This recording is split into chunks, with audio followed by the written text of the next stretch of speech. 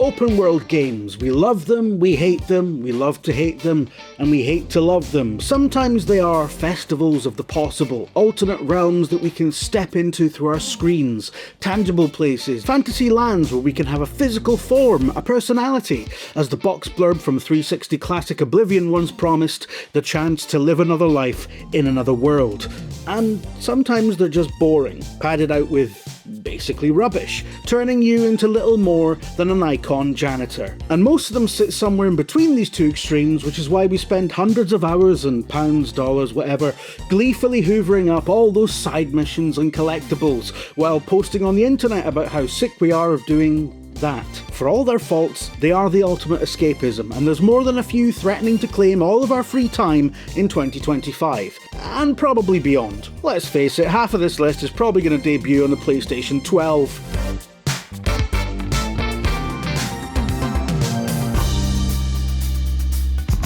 Hey lad, how about we kick off with some Fallout Yorkshire? I mean, Rebellion's upcoming Atomfall isn't actually a Fallout game, but that's no for lack of trying. A post-apocalyptic survival game where you rake through bins for ammo and fight feral ghouls, roaming bandits, daft-looking robots straight out of Forbidden Planet. The film, not the shop, young cultured swine. It's even got numbered bunkers. But listen, I'm not complaining. Oh, you bugger. What we've seen of Atomfall so far may be shot through with familiar elements from those other games, but with any hint of wistful Americana kicked to the curb in favour of triple distilled vibes from the grotty north of England, full of authentic regional accents. You got out to trade? Tumble-down cottages and a proper pub that serves proper ale, served warm as it should be. Atomfall is already patently doing things that Fallout would, and arguably should, never do. The gunplay looks decidedly more scrappy, ammo seems a lot more scarce, this is England after all, and quests seem to be a lot less hand-holdy than a Bethesda game. Atomfall might be a lot less slick and a lot more rough and ready than its American counterpart, but it makes up for it in sheer attitude. And what could be more British than that? I mean, apart from Bovril, Nicholas Lyndhurst bunting and a stifling culture of weaponised politeness, obviously.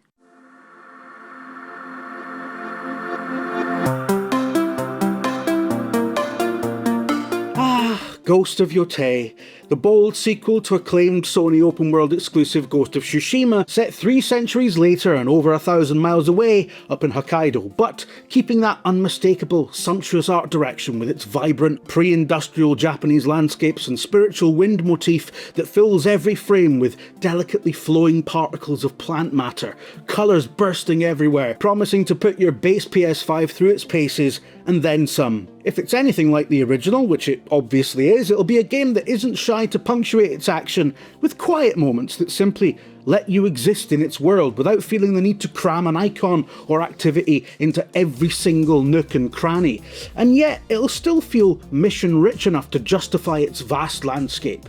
It's a delicate balance that was achieved beautifully last time, and with an extraordinarily fun stance-based combat system in the mix as well. It's so rare that we get an open-world game that nails all of its many aspects. Combat, traversal, story, visuals. Somehow, Ghost of Tsushima managed top marks in all categories. Calm waters, calm mind. Apart from the haikus were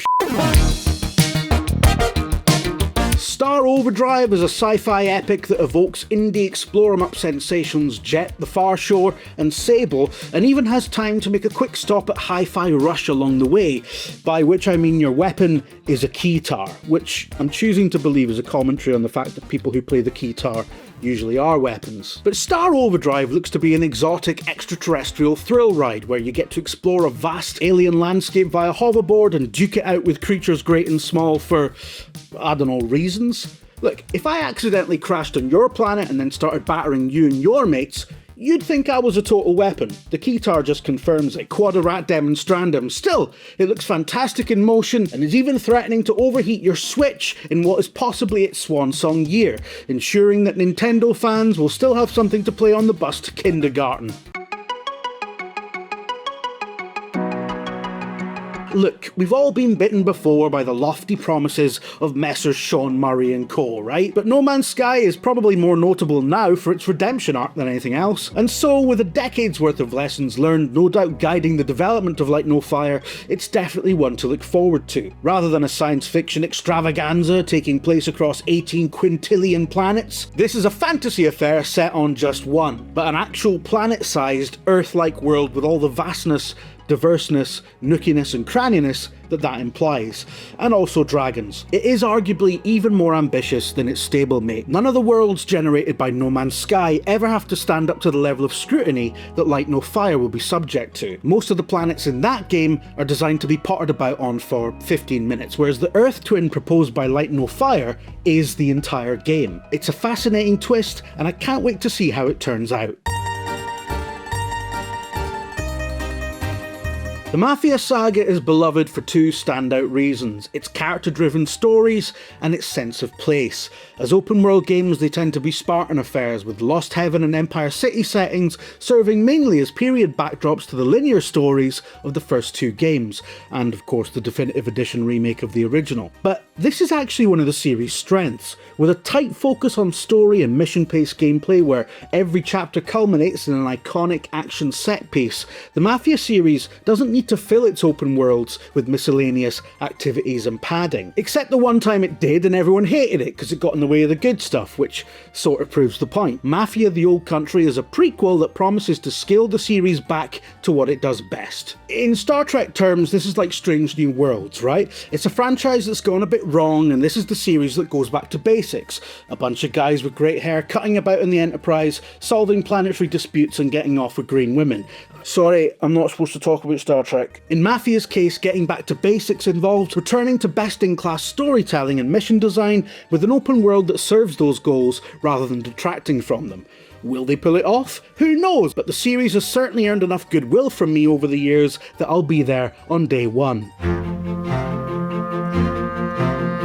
Returning, and not a moment too soon, to the Xbox's dwindling lineup of exclusives, Fable is a soft reboot of defunct studio Lionhead's fantasy saga, which is sadly more well known now for being the series that Peter Molyneux ruined by saying stuff was in it that turned out not to be.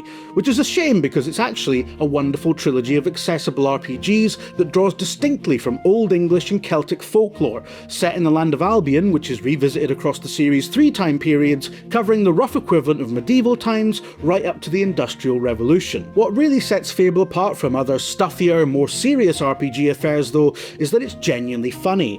Arguably the video game equivalent of a comedy drama with a gag rate to match. And if the trailers are anything to go by, this new version continues in that spirit, heavily featuring the talent and visages of Superhands from Peep Show and Richard Ayoade from Richard Ayoade as a pretty bold statement of intent. Christ knows if the actual finished game will bear any resemblance to what's been shown so far, but I'm pretty confident from these tone pieces that developer Playground Games fully understands the assignment and aren't just making Forza Horizon with swords and fart jokes. Although to be fair, I'd definitely play that as well.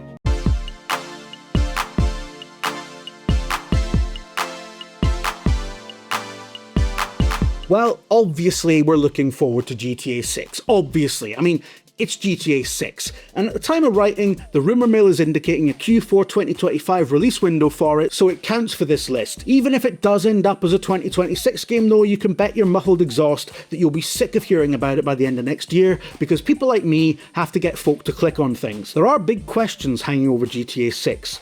There's the academic concern that in a post-2016 world, which even great satirists like Armando Iannucci insist is beyond satire, does GTA still work as a warped mirror of American excess? And the more practical question of whether or not a Rockstar North without the creative forces of Dan Houser and Leslie Benzies, or Bingus, I don't know how he pronounces it, is even capable of making a true sequel to GTA 5. Questions. There's a lot riding on this game, but personally, I'm more than confident that it'll be another incredible Rockstar experience. We can already see that this continues their pedigree for rich, hyper-detailed open worlds, full of missions and side stories, and a characteristically warped sense of humour. And, like every single mainline entry in the series, they're trying something new. This time dual protagonists in a Bonnie and Clyde mold, sort of a playable version of Claude and Catalina from the PS2 trilogy. I'm excited to see what a a new Rockstar brings to this old formula, whether they dial up the daft natural motion physics back up to their GTA 4 extremes, whether any of the previous characters will show up, whether the driving model will once again be based around Hollywood-style handbrake turns and half of the audience hates it because they think it should handle like Mario Kart. Ultimately though, whatever form it takes, you'll be there.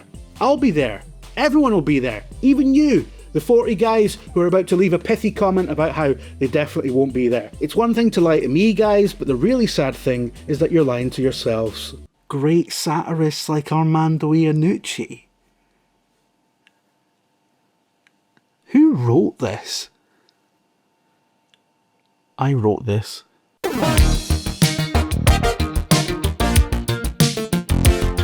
So it turns out if you're in the market for an open world jaunt to Japan at around the turn of the 17th century, then 2025 is your year.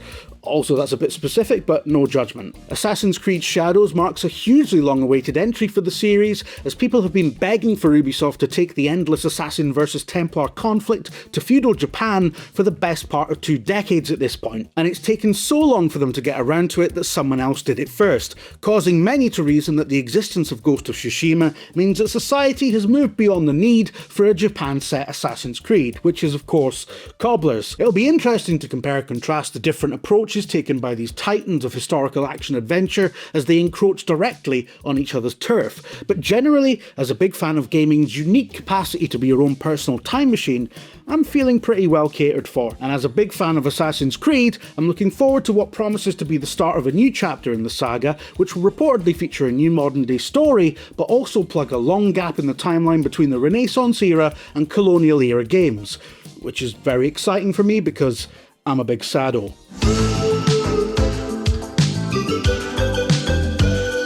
I don't know how we ended up in a place where a single-player spin-off of Korean MMO Black Desert that I've not even played ended up as my most anticipated future game, but here we are. The trailers make it look like it borrows all the best bits from everything from Red Dead to The Witcher 3 to Tears of the Kingdom even, including the mad portals and Sky Islands. I don't know what the hell this game even is, or more to the point, what it wants to be, but I do know that there's a huge mark for exactly this, and it's me.